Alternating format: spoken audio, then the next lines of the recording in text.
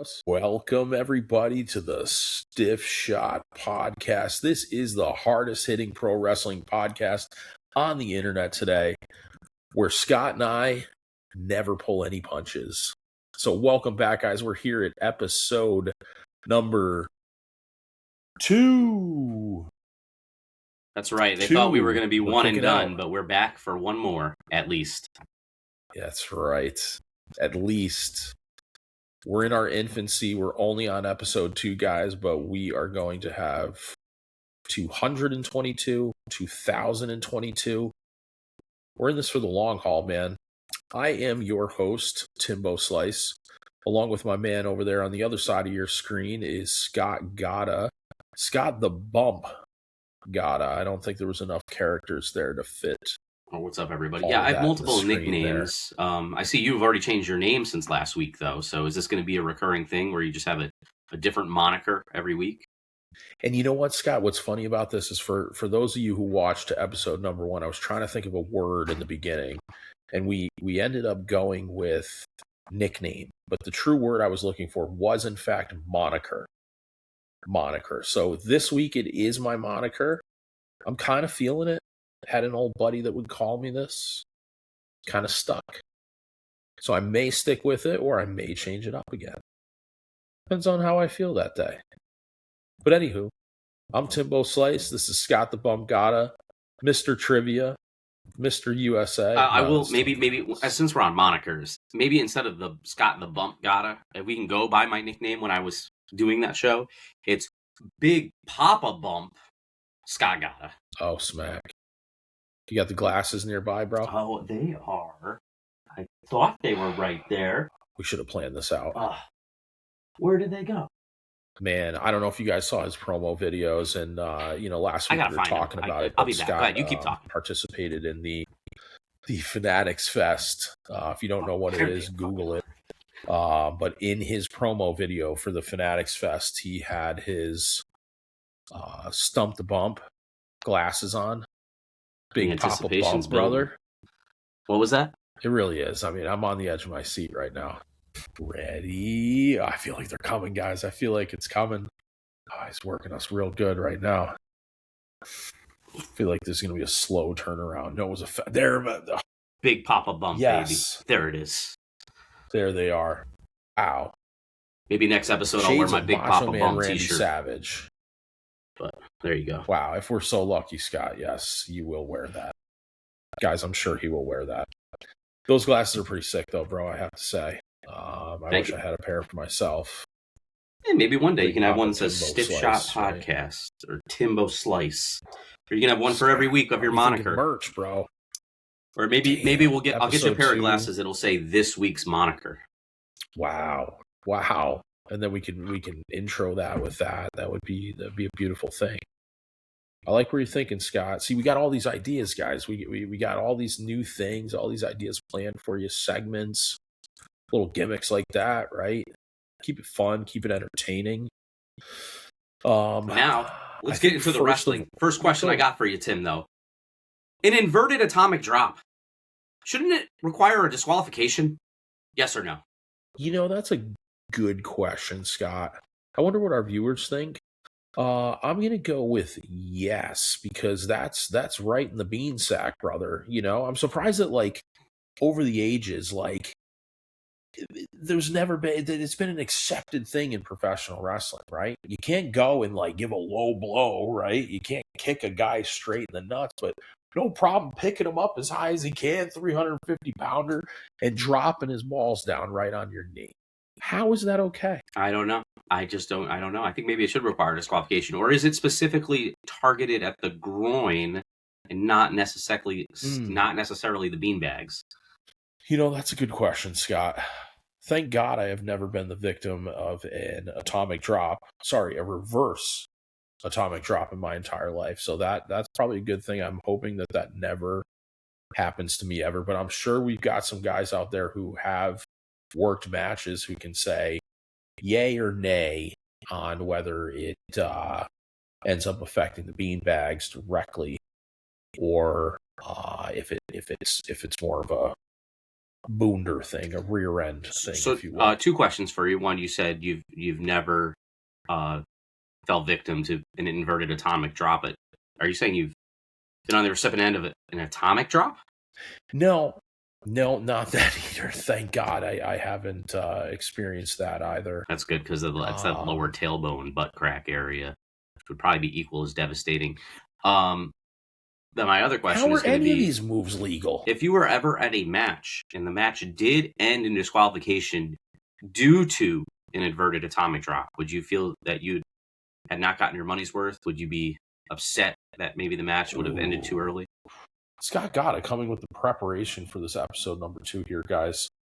I've been thinking about this for weeks. I'd have to say I was honestly disappointed. I'm sure you've been thinking about it for half your life, Scott. But I'm glad we're addressing it here on the podcast.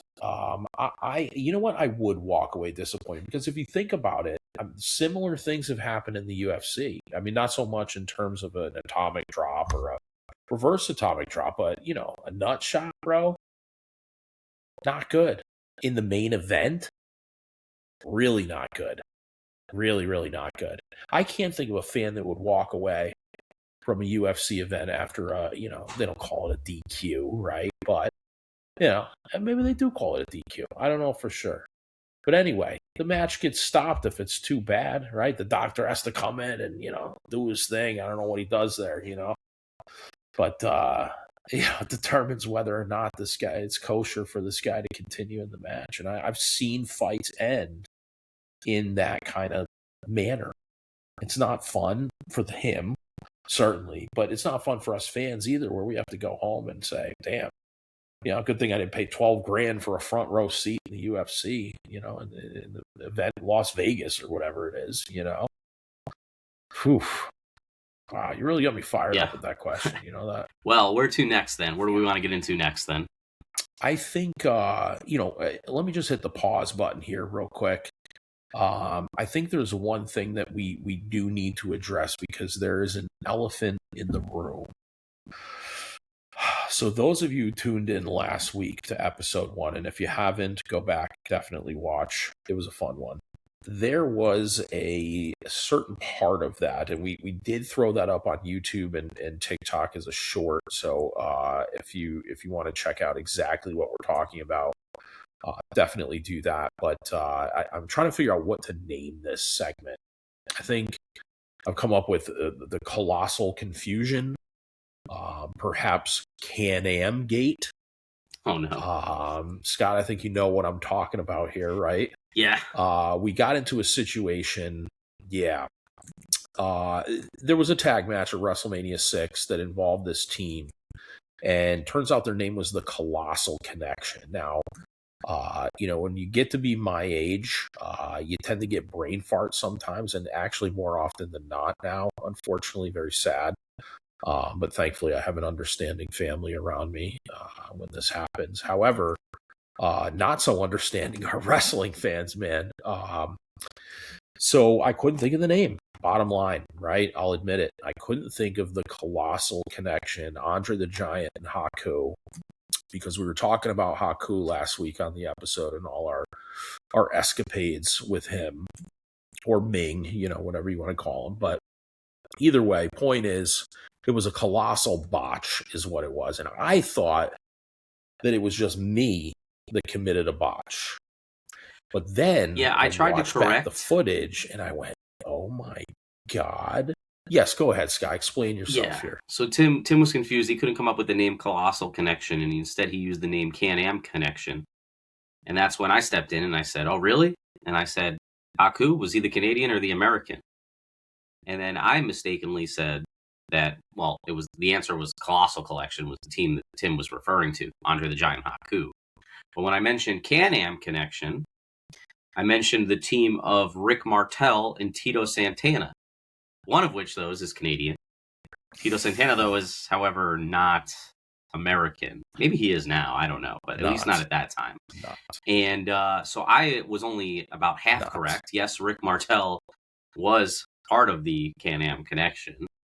However, I was confusing him with his Strike Force. Yes. So I discovered It that is. It botch is off. in It is off. watching back the footage. So for most of the week, I felt guilty. It is Okay, off. I felt guilty because I thought I was the one that ended up botching. Turns out Scott committed a botch also, so we're both at fault here. And so you know what, we have to equally take the blame with each other. Okay, we were both at fault here. We totally screwed it up. All right, but now we're on the same page. We realize the error of our ways. You can check out this clip, like I mentioned, on YouTube, on TikTok. It's been getting some traction, which kind of upsets me. You know, there's other good stuff out there, guys. But anywho, we want to clear it up. The strike force was Tito Santana and Rick Martel. The tag that Scott was trying to think of, the Can-Am connection, was actually Rick Martel and Tom Zank, the Z-Man. So Scott plugged in Tito Santana there. But either way, I'm glad we've cleared this up. There's a lot of backlash here for this. So sorry, guys. I do apologize for that. We're going to be better, I promise. But that was a funny one. That was entertaining. And, you know, it gets you back in the 1980s mindset. Oh, wait a second here. Hey, What's up, guys? I'm back. Is that Sorry about him? those technical difficulties. Okay. We may have to cut that part out and string it back together. Don't know how it's going to work when the browser closes tonight, Scott. No clue if we're going to come in and you're going to have multiple pieces to you. Oh, man. It gets back to our discussion last week. Scott is currently on a 56K dial-up connection. Maybe was it 30, 36, 3, 38, 8, 38, 8? I don't know what these numbers There's got to be some nerd out there that's going to correct me on that. But I know that 56K modems were a thing. Scott, obviously, you can see, is on a 56K right now. So we're trying to get him a little bit more bandwidth, if you will. I apologize, everybody. It seems that we have had a colossal disconnection. Wow, Scott, that was so good, man. That was really, really good. That was really fucking good, dude. Anyway. I like that. I don't like the fact that you're experiencing difficulties, but I do like that. I know. You know what? I think maybe that's what'll happen is every time there is a bandwidth issue or something, or like I can't connect, I think we have to throw up Andre the Giant and Haku and then like a line in the middle and just say we're having a colossal disconnection right now. I don't know. Wow, very original, or Scott. Instead of this is the kind of original stuff connection, we're working on, guys. Maybe instead of a Can-Am connection, maybe a Can't-Am connection. I don't know. Scott, when my wrestling stand-up career starts, I'll make sure to write all these down. Please do, Scott. I'm sure that'll put butts in seats. Let's Anywho, I was getting back to what I was saying. Anyway, go ahead. Yeah. Okay, we digress here. Getting back to what I was talking about while Scott was dialing back in, literally. I was talking about how the fact that, like, I thought about the Colossal Connection, I thought about the Can-Am connection. I'm going, I don't know how the hell these teams came together. So, me personally, back in the day, there's something called VHS. VHS. Don't ask me what it stands for. I just know that the first letter is for video. Anywho, they were these cassette tape things. Now I'm going to have to explain what a cassette tape is. For the youngins. Anywho, I would go and rent these things. If you're an old school wrestling fan, you know what the hell I'm talking about right now. And Coliseum video, man. Loved me some Coliseum video. So I'd rent these VHSs, right? But it was always the big pay-per-views, but they had some cool stuff too. If anybody remembers, like the best of the WWF Volume 1 and the best of the WWF Volume 2. I actually own a DVD VCR combo, even though DVDs are becoming extinct now. Now, pretty soon there's going sometimes to when be I like put a in these triple video combo. tapes, maybe or maybe not, the VCR will start eating the tape. There's like a 50-50 chance.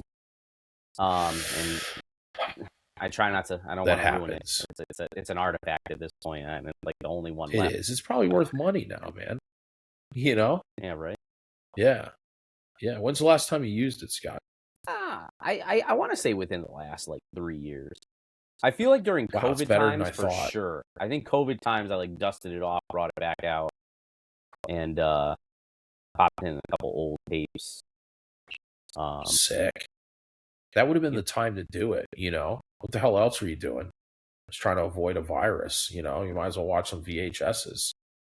Actually, well, since we're talking on that subject, and we always do a show and tell, I'll let you keep talking, because I know in a drawer right over here, 2 steps away, I have a bunch of VHSs. I'm going to see what I got, because I haven't looked in there in a while. Beautiful. Go get at it, Scott. Let's put some stuff on the screen here so people can look at some artifacts here. We're actually, this is a historian's wrestling podcast as well here, because we're going to show you some stuff, you know, for the younger listeners out there. This is going to really blow your mind. This is how we consumed our wrestling back in the day. Just wanted to real quick get back to my point about all this, is that I'd watch these videos, but I would never know how some of these teams came about, or how did these storylines start?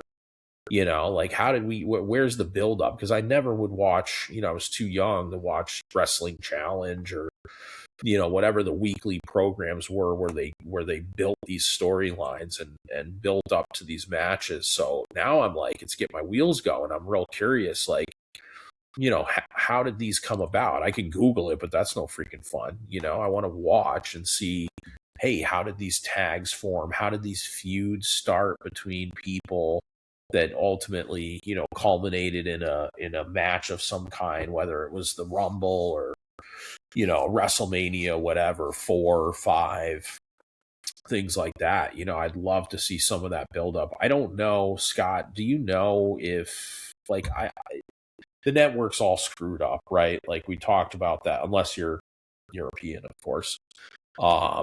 The network and everything is all screwed up at this point. Do you know how we can possibly, or how I can possibly find old Wrestling Challenge episodes from like the late 80s? Is there a way maybe somebody can comment or shoot us a message and let me know where I can get that stuff? But I'd love to see those weekly television programs. I do believe a lot of them are on the network, though. Or, I mean, whatever. It's not the network anymore. It's all on Netflix. So it's whether it's gone over. But I know, like, all the old Superstars episodes, those were on the last version of the network on Peacock. I know that. So, but YouTube can always be your friend. I never got into it. As long as there's not, like, no copyright issues. WWE Vault now, I think they have, like, they post a lot. I don't know if they have full shows at Challenge. They likely do. And then even if you're familiar with those old foreign sites, you know, you do if you remember XWT Classics, that might be a good source, but I don't want to put them over too much because then somebody will go find them. Anyway, so I dug up a couple tapes and yeah. We'll keep that on the DL. I found, so I would have to pop this in, but the tape says 90210 on the top. This was probably like a tape that belonged to my sister, and then I probably taped over it because on the side 90210 is crossed out and it says, I believe, WrestleFest, and WrestleFest was a 90s classic, only came out on Coliseum video. It was like a pay-per-view, but it was like a pay-per-view nobody knew about it. You can only get it on VHS. And if I had to guess, I would say this is probably WrestleFest 94, which I want to say featured like Razor Ramon versus Owen Hart, something like that. I don't know. I'd have to pop it in. Somebody definitely played a prank on me. This was WCW. I'm looking forward to this one. Well, somebody wrote Scott's Backdoor Adventure on it, I think, to prank me. But that's definitely on top of WCW Spring Stampede. Oh, will I not, got to pop for that one, man. Who the hell did that? That's great. Of mine on here. Just FYI. That was you know what? I'm probably not going to throw that one in my VHS player, Scott, just in case. This one, I have no idea. It's completely blank. But I'll tell you what, I was kind. You see that? You see why I was kind? Yeah. Wow. I was kind because I rewind. Blue tape. Be kind, rewind. That was a thing you had to do, kids, when you rented a movie. It was common courtesy.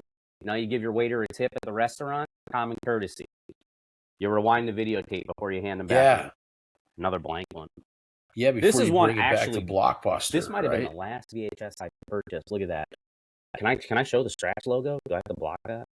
Anyway, WWF most memorable matches in 1999. Let them come at me. This is right around the years when DVDs I think were starting. 99, 2000, 2001, somewhere in that era. Yeah. You want to guess any of the most memorable matches in 1999 were? There's only 5 matches on this VHS. Man.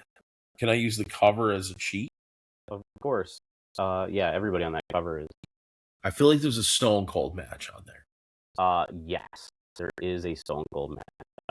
And there's a Stone Cold Steel Cage match, actually. Wow. Rock with the guy he's next to with 15 chair shots to the head or something like that. In an empty arena?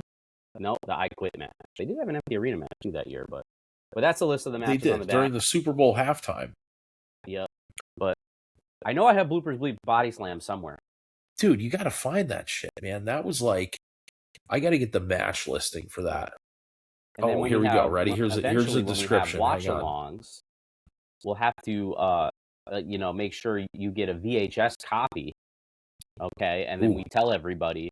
Nowadays, if you listen to Bruce Pritchard or Conrad Thompson, they're like, okay, we're gonna hit play in 3, 2, 1 now, and you can do the watch-along. No, you're gonna get a VHS tape from us. You're gonna pop it in your VCR that you probably got on eBay. Okay, and then we're gonna say, hit play now on the remote that you got to make sure it has batteries in it, and then go from there. Right. And before you do that, if you need property insurance, please, right? Like, it's property insurance. I don't know what the hell he's pushing. It's tough to watch. Okay. I'm going to give you a real quick snippet here, Scott, because, like I said, you stole my thunder, but I'm going to try to regain it here with the match list. Wrestling, bloopers, bleeps, and body slams. Oh, no, you know what? I wrote down a description for another gem. Are you ready for this one? Oh, what do you got? You can have the bloopers, bleeps, and body slams. I'm going to go with the WWF's most unusual matches. That was a thing. Yes. That was a total thing. Do I own that? I think I own it. Of course you do. The cover. I can picture the cover. I know exactly the cover of that. I'm trying to think of it was pretty unusual, wasn't it? I mean, nowadays it wouldn't be considered unusual. You can guess. For us in the time. The cover of the most unusual? Go ahead and guess. 100%. It's Bret Hart and Shawn Michaels ladder match. Whoa. So can I want to say it's from 1992? Because it had to be when Shawn was this is where Scott comes in with the facts, guys. And this was technically the first ladder match in WWF. The story goes, Bret wanted to introduce it. They did it for Coliseum Video. So Coliseum Video, right, very inclusive, right? So that ladder match wasn't on the mainstream. And supposedly, wow, so it was an exclusive to Coliseum. Yeah, and that live crowd.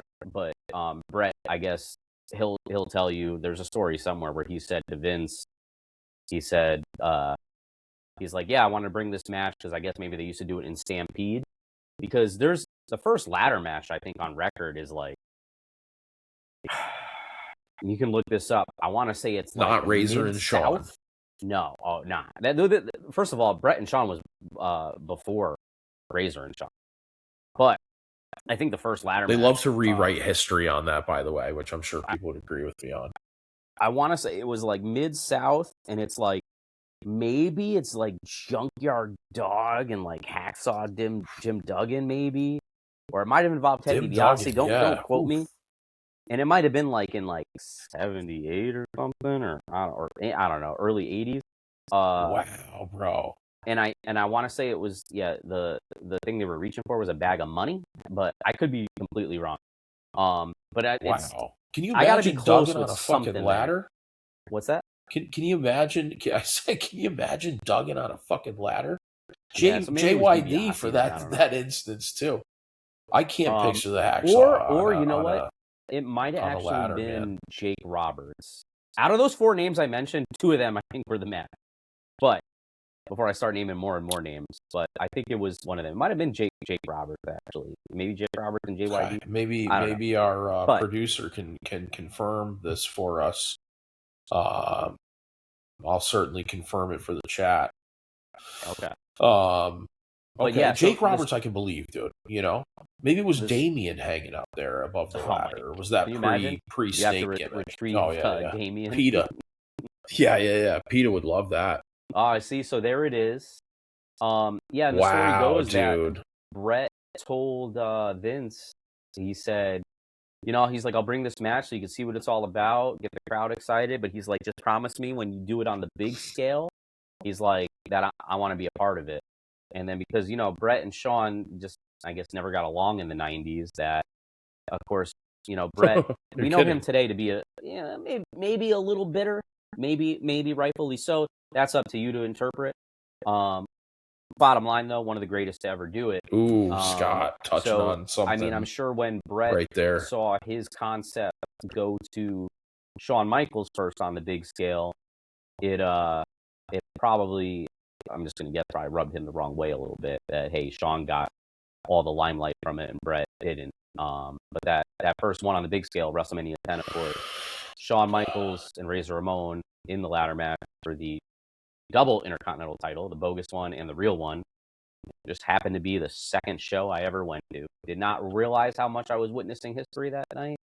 But boy, little 8-year-old Scott Garea. Wow. Got to enjoy a good one. You were sold after that one, bro, weren't you? Oh, yeah. And look at these other matches on here. You know, funny enough, I'm looking at the back cover, and I'm seeing that Mabel and Mo Doink crushing Bam Bam in the corner. You know, the kid in me. What's going on there, man? I mean, people will poo-poo all over Survivor Series 1993, but honestly, as a kid, man, I don't know. That was one of my favorite pay-per-views, and that match was just wild. The 4 Doinks against Bam Bam Bigelow Head Shrinkers. And do you remember their partner, Tim? Ooh, late 1993. Man, you're really gonna put me on the spot BB. like that, huh? Ooh, I got it. Bastion Booger. Yeah, Bastion Booger, man. And there was one of my all-time favorites, man. What a ring technician that guy was. Yeah, for that match, I don't know. There was a turkey involved. Remember, that was on Thanksgiving Eve. But what other matches are on this card, though? It looks like Shawn Michaels and Hacksaw Jim Duggan, but I don't remember that being an unusual match. What was it, like a 2x4 match or something? Like, geez, Hacksaw's been in all kinds of gimmick matches, huh? I guess. I see Razor Ramon and the 1-2-3 Kid there. Now I think that was a like a $10,000 challenge or something. Like, I think Razor said he was going to put up $10,000 if for like 10 minutes or something if the Kid could beat him again. And then I think they just went the draw, so like the Kid got the money and then ran away with it, handed it out to some people. But my eyes, I can't read the rest of those matches though, so I don't really remember what else is on there. But wow, man, does it say down the bottom there? I think it says outrageous spectacles. Is that what that says? Yeah, that's what it looks like. Yeah. Yeah, and that looks like an outrageous spectacle that might be on the Scott Backdoor VHS there too, brother. Oh my god, yeah. I know. Anyway, so one of the greatest things though about renting videos back in the day is there would be an opportunity. Actually, there'd be a couple bonuses in these videos. First of all, you would maybe get, like, if you stayed to the end of the video, you got cheat codes to the WWF Raw video game on Sega Genesis. Good point, dude. Yeah. You always had the coming soon attractions too in the beginning before the actual video starts. There'd usually be cutouts. Yeah, it was like you were in a movie theater, man, but you were watching a VHS, you know? Usually these were hosted by Todd Pettengill. The older ones, most likely Lord Alfred Hayes. But yeah, if you were lucky enough, when these new releases got to the video store, you could go to the video store, and they would either, when you rent it, or I think in my particular case, they just had them like on the counter, and you could just ask for it. It was freebies. It was like WWF freebies. It would be something like a Do Not Disturb door knocker featuring Yokozuna. So like, oh dude, you put it on the door. Mom knows, hey, don't bother Scott right now. He's watching wrestling. So you put the Yokozuna Do Not Disturb sign on the door. You got things like dude, that. I'll tell you. I think you got Pogs. I'll tell you right now. I've used that door handle gimmick thing, you know, the Do Not Disturb, and I've never been disturbed before using that. It's like, it works better than anything. Like, if you go to a hotel, right, and you put the little hanging thing on the door, you know, whatever, guess what? I've still had a freaking housekeeper knock on the door when I have the Do Not Disturb on. But had I put the WWF Undertaker Do Not Disturb sign, I guarantee you housekeeping would have never knocked. Works like magic. So it looks like we also have a most unusual matches. The one that we showed from there, that was from 1985, dude. Wow, 85 babies, literally. So I don't know if you can pull it up on the screen, but I'm gonna show it from my phone there. It looks like we got probably a battle royal. Maybe our producer can pull up the most unusual, a 10-man tag match, an Indian strap match, a lumberjack match, a tornado match, best of 5 falls matches. Probably one of the first VHSs. And when we were saying blooper, bleeps, and body slams earlier, I think those were like I think there was one of those from the 80s too. I think maybe hosted by Jesse Ventura. I personally remember the one from like, it's either 94 or 95. And the best part though, when you watch it as an adult now, is definitely like the bloopers and the bleeps. Like, we've seen plenty of body slam, but it's when you see that's like the classic Mean Gene Okerlund. Hey, put that cigarette out. Like, that's, right. That's the stuff you just love. Like, the stuff that's not supposed to happen, but they kept it at least in video form to release for us to enjoy. Correct. And like, I don't know, like, if you've been on the book, right? Like, I've seen an influx of Mean Gene interviews with whomever it may be, right? Like, there was one that got picked up real good with Kamala. Another one with Jim with the Warrior, right? Ultimate Warrior. There's a great one where out Ken there, Patera dude. is just absolutely riveting, and really is just trying to keep it together. Oh man, like, you love to watch the spirals, you know.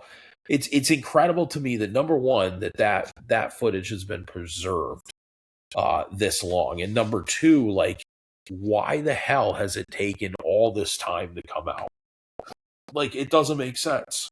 What's the origin of this stuff? Maybe one of our listeners can help us out here. You know, where did this stuff come from, man, and why now? I'm not that I'm complaining, obviously, right? But like, you know, I mean, this is gold. How has no one like put this out sooner? But anyway, like, I'm just glad it's out there because there's some gems in there, and like, I'm gonna put over Gene Okerlund real quick here because it's an absolute necessity. Mean Gene, okay, like, that dude and Vince were like the glue that held shit together in the early 80s and the mid 80s. Like, you put over Nick Khan last week, right? I'm going to put over Gene effing Mean Gene Okerlund, okay? Because that guy could put over any worker, man. Like, you just stand in front of him and he's got a freaking mic. He knows what questions to ask. He knows how to ask them. He knows whether he should be fired up during the interview, you know. What do you think about this? Can you believe this guy did this to you? And blah, blah. Like, you know, as a kid watching that shit, I'm like, oh my God, it gets you all fired up and like in the program, you know. But And like, I know he's gotten credit over the years, but I really think that like Mean Gene was way underrated. And people may argue with me about that. They may think that, oh yeah, like, you know, it's fucking Mean Gene, okay, right? But like, this dude made WWF what it was. He was a monster part of Hulkamania and the explosion, man. And you know, again, I just think, and it's not even Hulkamania, like literally just the oh yeah, look at that, man. See, this is what it was. You got to watch the podcast, man. Look at this. There's Scott and Mean Gene, brother. Look at him. God rest his soul, man. Oh, great night. My man was definitely drinking a martini that night. That was at the bar. Oh yeah, probably out of a pint glass. That was at the bar next to the Manhattan Center for the 25th anniversary of Monday Night Raw. Maybe Mean Gene. No, it definitely wasn't his last. I don't think it was. Like, this dude would drink like vodka straight up, wouldn't he? Probably. He was known to have a drink or two. I think even famously there was a show on the WWE Network, Untold Stories, I think it was called, which is a great show, and it's just like they tell stories, but they're animated, like a cartoon. And okay, yeah, I think I've seen. So even animated Mean Gene has always got a martini with him. So, and I think like, you know, he might have a drink named after him somewhere. Like you can, there's somewhere I know he's got to. You can order it. Timmy White's Bar, maybe, I don't know. Is Timmy White's Bar still around? Scott, you've been there. Timmy White's Bar is still around, but I don't believe it is under the guise of the Friendly Tap anymore. I believe when I went a few months before Tim unfortunately passed away, but I think it was just called the Tap at that point. It was under like new ownership. Now, if it's still there, I think it has completely different. It's like rebranded or whatever. The Unfriendly Tap. No one would go to that bar. Yeah, Timmy White, man, another great guy. From all accounts, you know, Andre's handler, right? Any guy that has to do that job, you know, they couldn't pay him enough.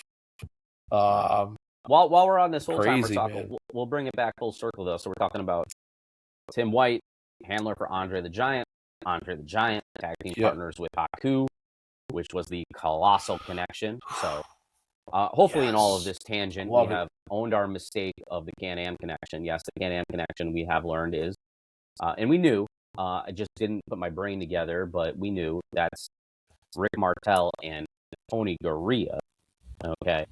They are the Can-Am Connection, not to be confused with Strike Force, which is Rick Martel and Tito Santana. So I'm glad that after Coliseum video and VHSs and everything else we were just talking about, Mean Gene, Timmy White, we can put a bow on the colossal disconnection that we've had.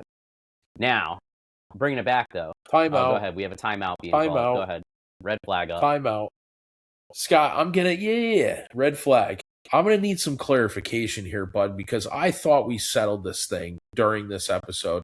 And I believe, I'm going to have to replay the tape, but I believe that I just heard you say that Can-Am Connection was Rick Martel and Tony Garea?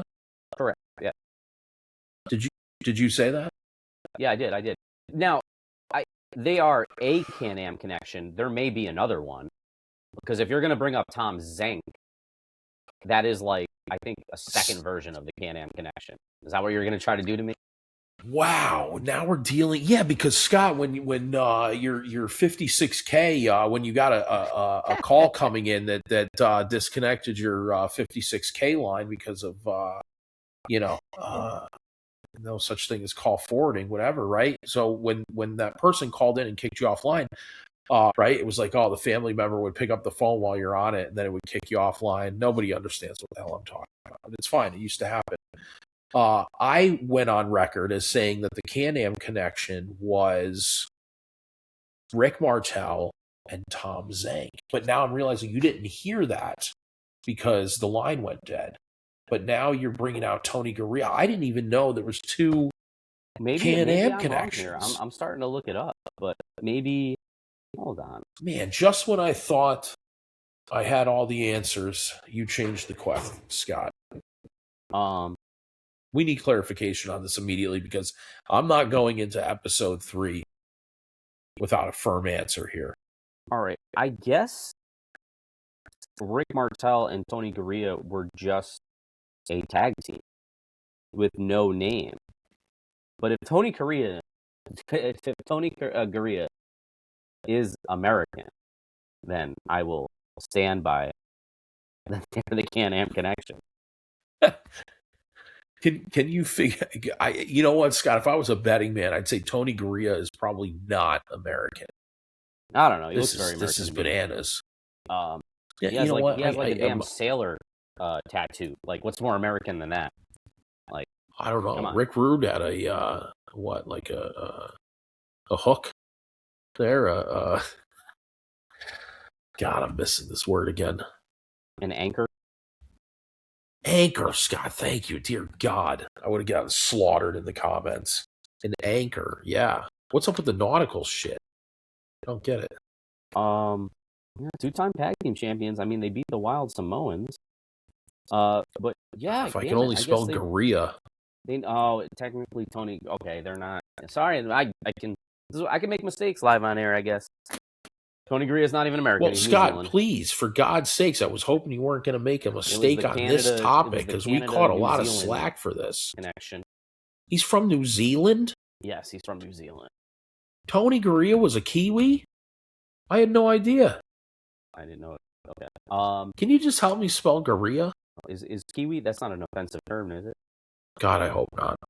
Okay, if it is, send all hate tweets to @Tim's personal account, not at the Stiff Shot Podcast. Oh, man. Straight to Timmy's. Didn't they use that in, like, Crocodile Dundee back in the day? I don't know. But I will say, Tony Garea, so you see my collection of all these autographs I have. Tony Garea, honestly, one of the first autographs I ever obtained. Wow. Yeah. It was Garea. Yes, folks, it did take me that long to figure out how to spell Garea. Tony Garea, he was, I think, maybe a stagehand. New Zealand. After his wrestling career. I never knew that. Yeah, you didn't believe me? Well, I feel like I spoke to him and he didn't have an accent. I believe he was a stagehand in like 1998, 1999, and I remember where I was sitting on a SmackDown, I think, maybe late in the year. Could have been a Raw. But he walked by me and I was like, Mr. Garea, can I get your autograph? And he signed my ticket. So that was one of the first autographs I had. Nobody really knew who he was during the Attitude Era, but my little this was when he was a road agent, you said? Sorry, I blacked out. Well, I think he was a road agent, but if you were a road agent, I don't think you'd be in the crowd so much. So okay. I feel like he was like a stagehand or something. The only other person's autograph that I went because he came by my seat was the big buff WWF security guard, Mr. Jim Dotson. He signed the other side of that. Big old Jimmy Dotson, brother. Yeah, that ticket that signed guy by Jim was Dotson on one house. side, and Tony Garea on the other. But anyway, dude, you're just name dropping right now, man. Big Jimmy Dotson, huh? Yeah. Nobody's talking about Jimmy Dotson anymore. No, unfortunately, he's no longer with us. But get the fuck out. Tony Garea still is. And honestly, probably gonna see him in a few weeks, actually, at the big event in New York. Oh, yes. Maybe Timmy Slice will come with me. He'll let me know. And it's not Timmy Slice. I call you whatever I want. Wow. I think you have that authority, huh? My lady would say the same thing. And she does, for the record, folks. Wow, okay, so we covered a lot here, man. Tony Garea is from New Zealand. Covered that. He was not a part of the Can-Am Connection, okay? However, he was in a tag with Rick Martel. I'm also seeing here that he won. You ready for these factoids? Tony Garea was a 5-time WWF World Tag Team Champion, winning titles with 4 different partners. Are you ready for this partner list? Okay, so 2 of them were Martel, so the other 3 were just one-time tag champs. Sorry, 5 times. So 2 with Martel and 3 other people. Wow. Do we do a stump the bump here now? They're not gonna come to me. No, they're not. I'm gonna tell you that right now because none of them are gonna be. This is the most obscure list. These are probably these even WWF tag champs, or these are like WWF tag champs? Now, this particular artificial intelligence indicates that it is WWF, but please take that with a grain of salt because we're talking about the 1970s. So I gotta believe this was WWF. I don't think I'm going to be able to name any of them, but I feel like for sure, he probably traded titles with Mr. Fuji and Mr. Saito. You're saying as opponents? Yes. Yes, actually, Scott, that is correct. In this AI-generated response, I'm being told that Garea's final run as tag team champion ended in October of 1981. Along with Martel, when they lost to Mr. Fuji and Mr. Saito. Yeah, but before that, man, I couldn't even. I mean, he couldn't have been. I really want to read this list to you, Scott. Yeah, go, because I'm not going to get it. So go ahead. No, if you know it in the chat, of us really say it now. Yeah, if you know it in the chat, we'll give you an opportunity to give a crack at it. Right? Don't cheat, by the way. Come on, cheating's no fun. Don't do it. You know what? I might as well throw out 3 guesses, though. Let me just throw out 3 guesses. Yeah. I mean, you might as well. I'll even give you 4 guesses, Scott. I'm going to go Haystacks Calhoun for 1. Bro. Come on, Did I get it? Did I get one? You fucking got it. Yo, let's go! All right. How, though? How? Yo, you see me, right? Dude, I would... Bro, you better not be kayfabing me here, man. You didn't touch that Google machine, did you? Scott's honor. Haystacks Calhoun. Scott's honors that's Bible, folks. All right. Another name I'm gonna do is I'm gonna say this. I don't think this is right. I'm gonna say Gorilla Monsoon. Ooh, solid guess, Scott. Big part of the WWF, but no, it was not. It was not. You know what I'm thinking of in my head right now is like. In my life, when I have conversations with people that I find out they're wrestling fans, and if I have a conversation with somebody that's like 20 years older than me or 30 years older than me, then and they're in a wheelchair, they're gonna name off these wrestlers, like they remember Haystacks Calhoun. So I'm trying to think of names from that era. I feel like they built, like when I was a kid, I knew who, I had never seen the man before, and I can't tell you why I knew who he was, but as a kid, I knew who he was, because they build him as the biggest, like they did some serious, like, build for this guy. I feel like 601 pounds. That's all I remember as a kid, because they said, oh, it was the biggest guy, and at that time, it was like, oh, Andre was around, and of course, 520 or whatever the heck they build him as. I always thought Andre was the biggest until I heard of this guy, Haystacks. Watching Yokozuna, who was like 641 pounds, he was billed at, and I think they would always say Haystacks Calhoun, as some references there. But anyway, my last guess, I'm just going to say, going along the lines of the same era, I'm just going to say the Big Cat Ernie Ladd. That was his part. Good guess, Scott. Good guess. That is unfortunately not correct. I think you're going to be disappointed with one of these answers for not getting it. Wait, okay, can I honorable mention? I was thinking about it, but I was like, I felt like he was too old. Here we go, I just want to shout out Classy Freddie Blassie. Ooh, wow. When he was a worker. Yeah, no, right? And not a manager. That's going to be a no, Scott, actually, but I mean, you can keep throwing stuff out Bob if you want. Bob Backlund? Yeah. Bob Backlund, maybe? Oh, God, not Bob Backlund. Okay, never mind. Go ahead. Just say him. Backlund would never tag with Garea. Jeez. Anywho, the other answers are Dean Ho. Yeah, I wouldn't have got that one. No, I don't think anyone listening to this podcast would have gotten it. Okay, Scott. There's no E there, by the way.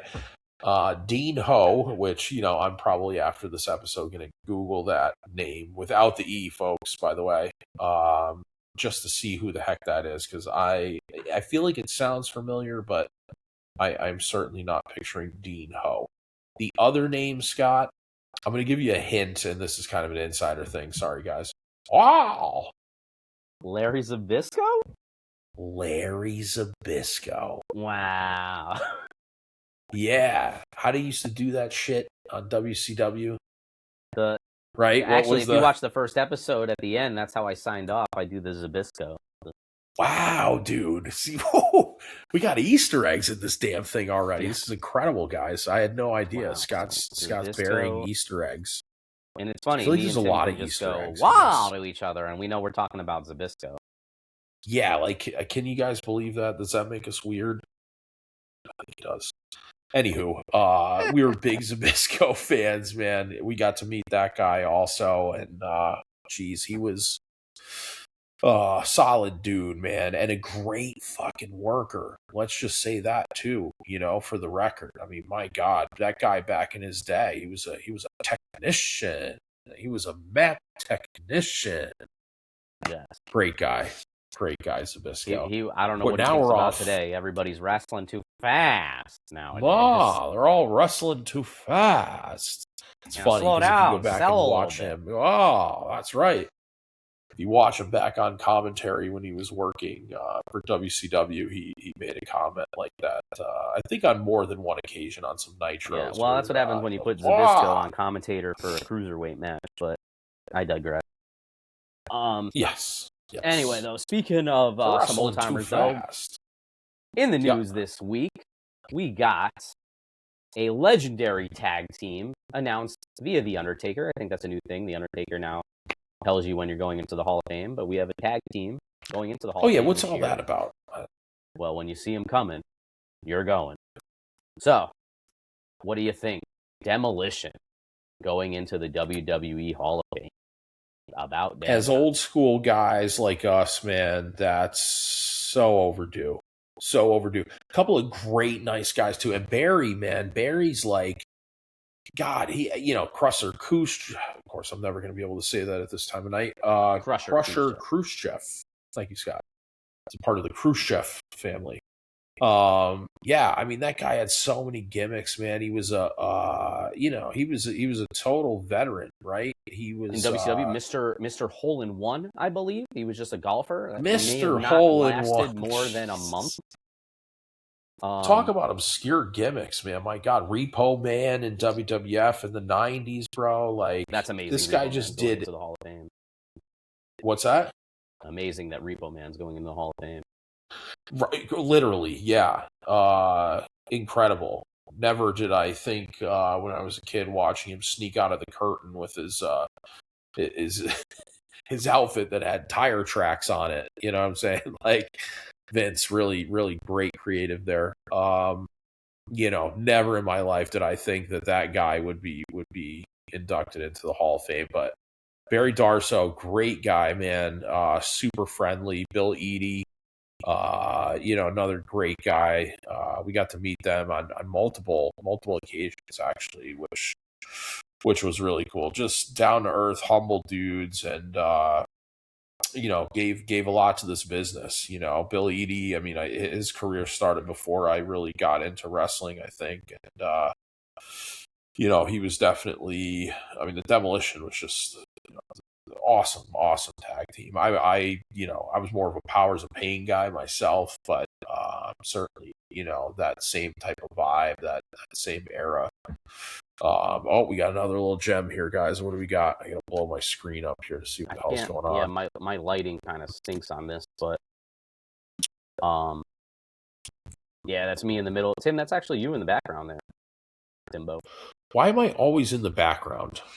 Well, you got your own picture. So we didn't do these pictures together. We kind of just did them one-on-one. I also think we didn't pay for these pictures. That's like the third photo you've shown where I'm in the background. You can't see it, but Bill Eadie there, he's got a shiner on him. Do you remember that?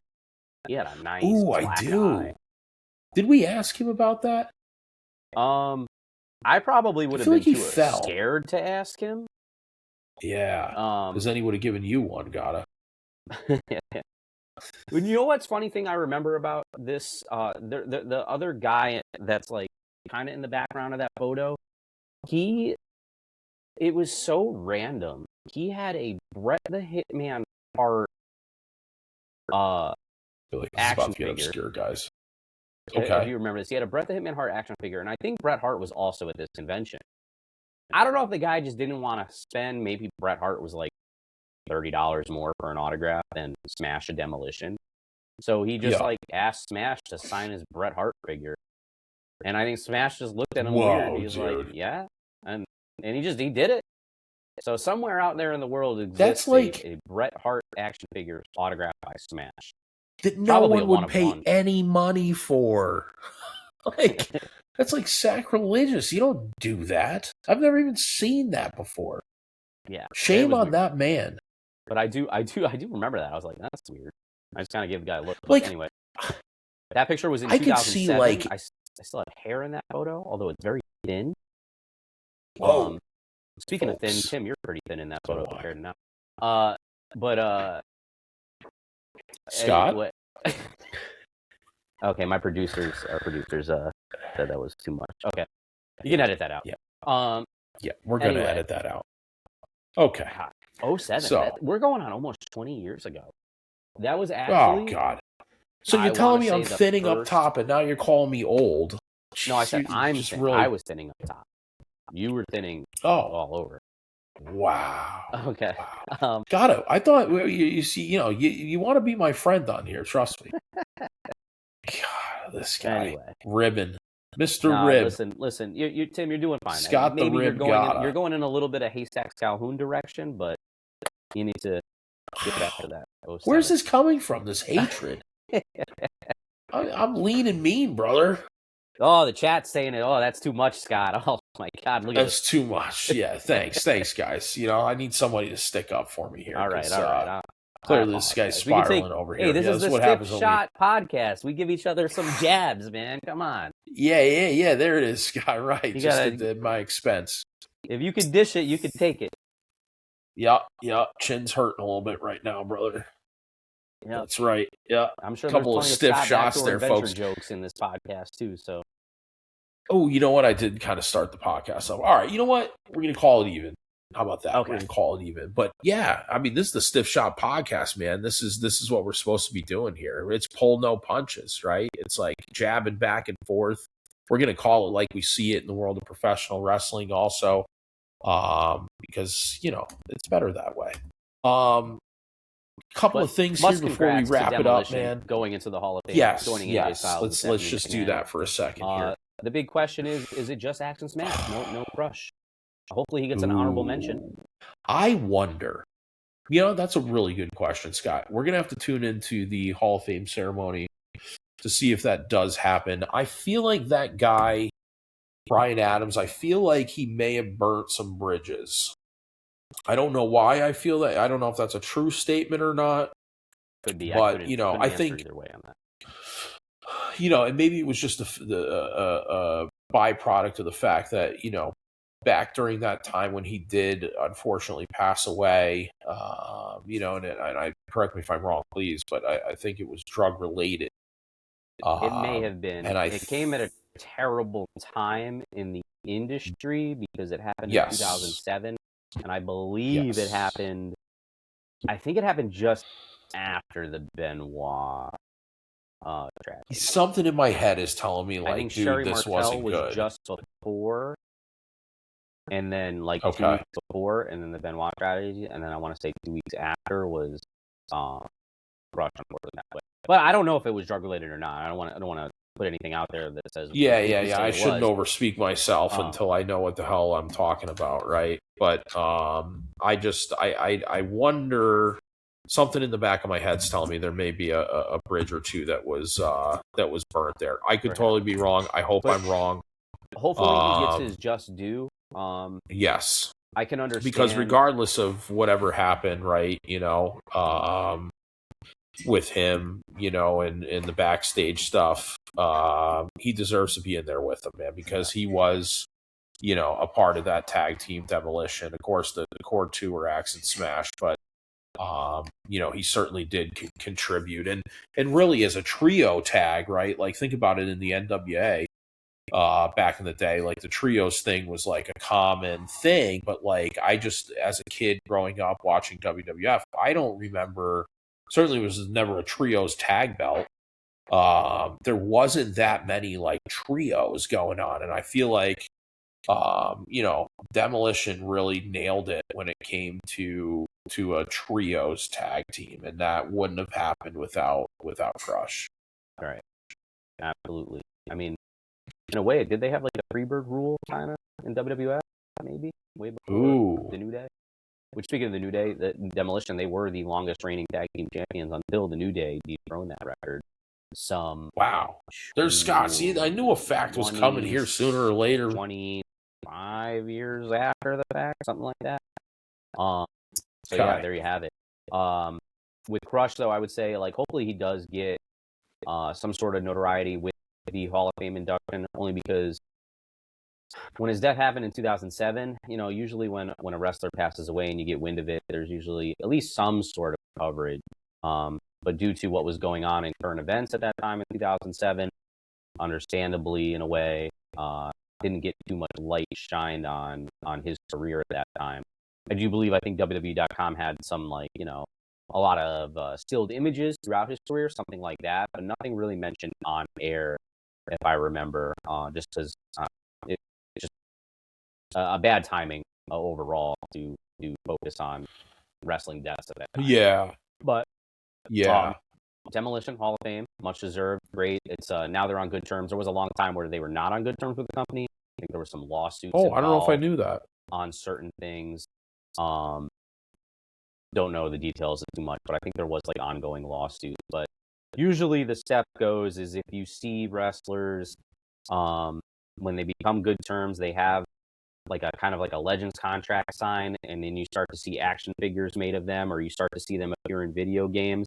That's usually like a little gateway to the Hall of Fame, and then you can see them doing more things with the company. So we'll see. I will be in Vegas. I officially made the decision. I don't know if I told you. I'm gonna have to ask you for mind dropping me off at the airport. Folks, I'm finding out about this live on air here. Yeah.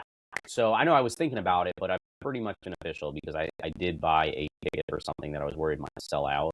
I said, screw it. I'm just going to do it. I don't know FOMO, if I'm going to bro. Fame, yet. We'll see. That'd be late Friday night. East Coast time. It's going to be like 1 a.m. probably. Yeah. But you'll be 2 sheets of the gimmick by then, brother. Yeah. So we'll see. But yeah, I'll at least be in the same city as them when they go in the Hall of Fame. So looking forward to that. Wow, dude, this is exciting news, Scott. That means you could broadcast live for the Stiff Shot podcast down live in Vegas at Mania. Okay, this is big news, folks. Big news for old Timbo Slice here, and big news for our listeners because Scott being down there, as long as he doesn't get too carried away, should be some very interesting reporting. Kind of scares me a little that it's in Vegas, but I'm sure Scott will have everything together, and everything buttoned up, and Big Poppa Bump will be down there in Vegas reporting live. We're going to go on record as saying that right now. Who knows where I'll be? I mean, it'll be 420. Rod Van Dam's over there. I think the Godfather still has a strip club in Vegas.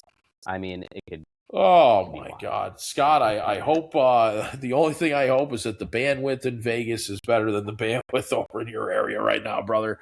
That's all I gotta say.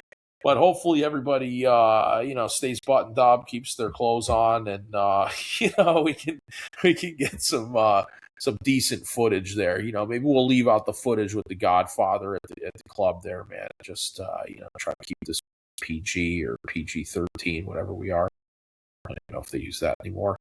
But yeah, man, exciting. Really, really cool. I'm happy to hear this. I was hoping you were going to pull the trigger.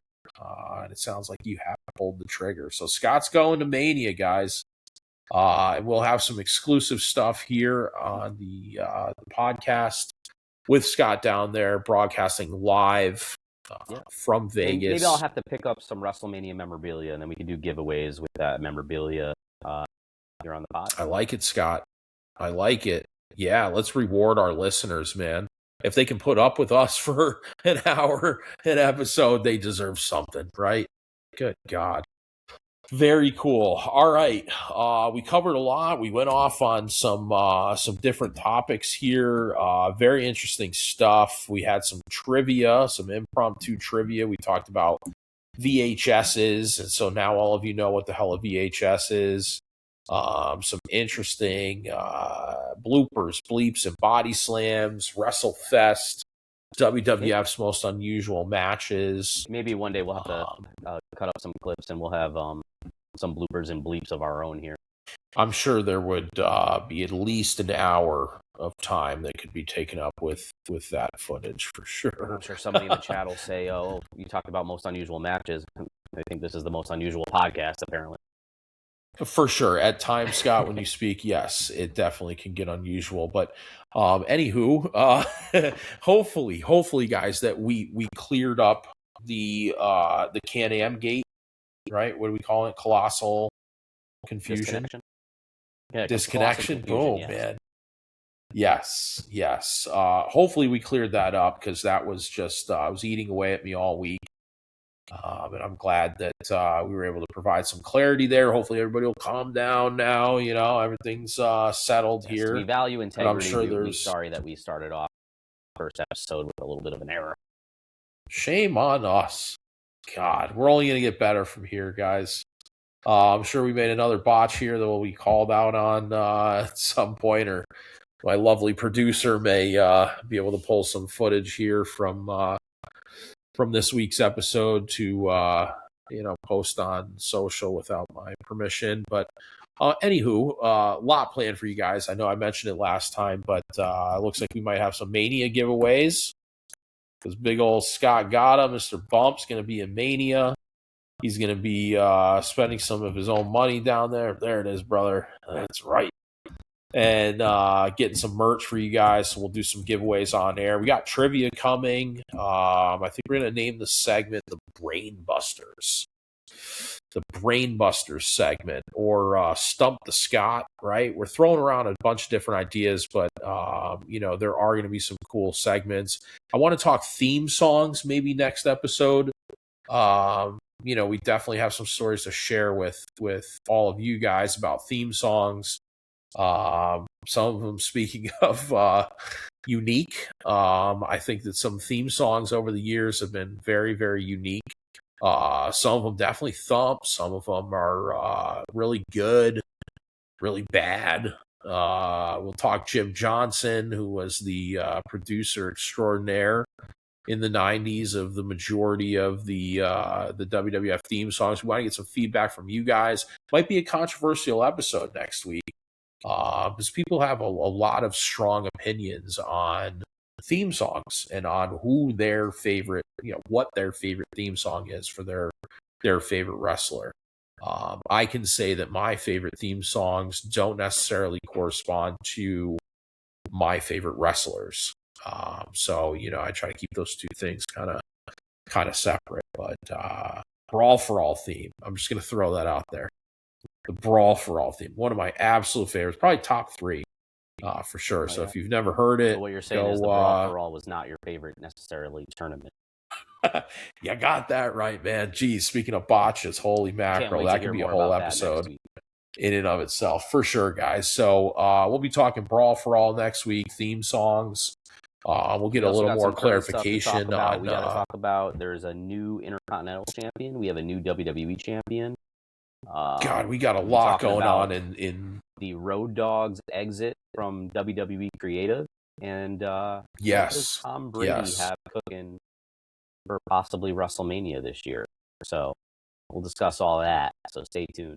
A lot of ongoings in professional wrestling right now in the WWE. That Road Dogg thing, definitely I want to touch on, because it's tough to tell what was going on there. I saw a video today that I don't know if it's AI or not, but it was kind of a behind the scenes video. But anyway, guys, you got to stay tuned. Next week we'll be discussing all those topics and much, much more.